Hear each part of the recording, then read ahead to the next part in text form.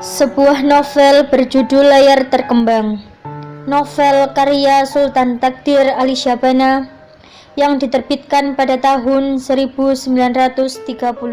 Novel ini mengisahkan dua bersaudara mahasiswa kedokteran. Cerita yang diangkat merupakan masalah seorang kakak adik yang memiliki latar belakang berbeda memandang suatu kehidupan. Tokoh Maria sebagai adik dengan sifat periang dan mudah mengagumi, sedangkan tokoh Tuti sebagai seorang kakak dengan sifat yang tegas dalam memandang suatu hal dan memiliki kriteria yang tinggi. Novel ini mengisahkan perjuangan wanita Indonesia dalam mencapai cita-citanya. Novel ini banyak memperkenalkan masalah wanita Indonesia dengan benturan-benturan budaya baru menuju pemikiran modern. Hak-hak wanita yang banyak mengusung oleh budaya modern dengan kesadaran gender banyak diungkapkan dalam novel ini dan menjadi sisi perjuangannya seperti berwawasan luas dan mandiri. Di dalamnya juga banyak memperkenalkan masalah-masalah baru tentang benturan kebudayaan antara Barat dan Timur serta masalah agama. Kisah bermulai dari sosok kakak beradik yang berperangai berbeda, Tuti dan Maria. Tuti seorang kakak yang selalu serius dan aktif dalam berbagai kegiatan wanita. Ia bahkan aktif dalam memberikan orasi-orasi tentang persamaan hak kaum wanita. Pada saat itu, semangat kaum wanita sedang bergelora sehingga mereka mulai menuntut persamaan dengan kaum pria. Sedangkan Maria adalah adik yang lincah dan periang, sehingga semua orang yang berada di dekatnya pasti akan menyenangi kehadirannya. Di tengah-tengah dua darah jelita ini, muncullah seorang Yusuf,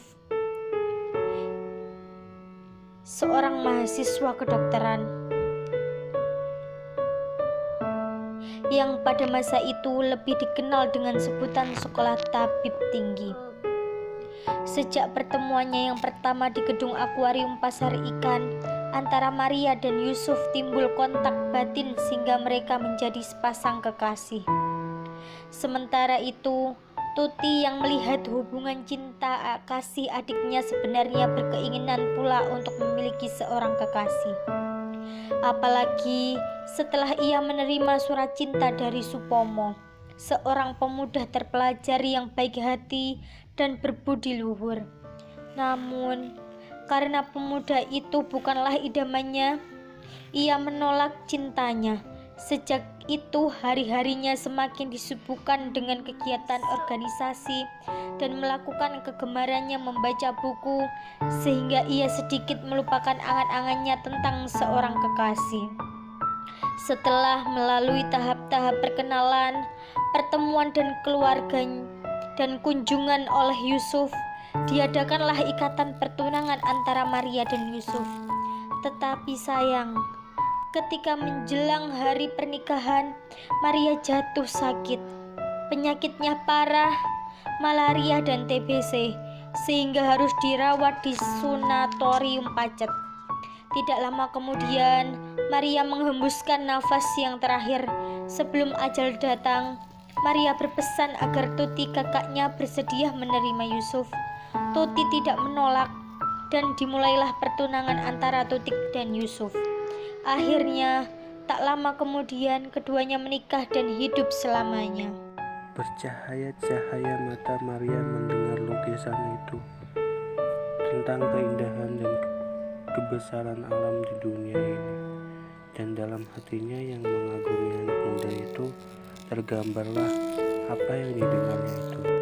Sesempurna-sempurnanya alam yang kita lihat di sini, sekarang ini tidak sedikit jua pun dapat dibandingkan dengan alam yang sebenar-benarnya. Di mana-mana kita melihat bekas tangan manusia, pohon-pohon tiada tumbuh, sekalinya telah diatur oleh manusia.